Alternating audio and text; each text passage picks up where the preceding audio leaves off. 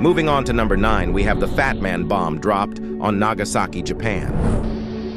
Now I am become death, the destroyer of worlds. On August 9, 1945, this bomb with a yield of about 21 kilotons effectively ended World War II.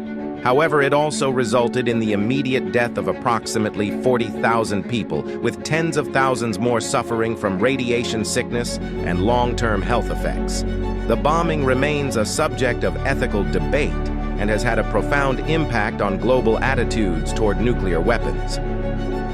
In order to save the lives of thousands and thousands of young Americans,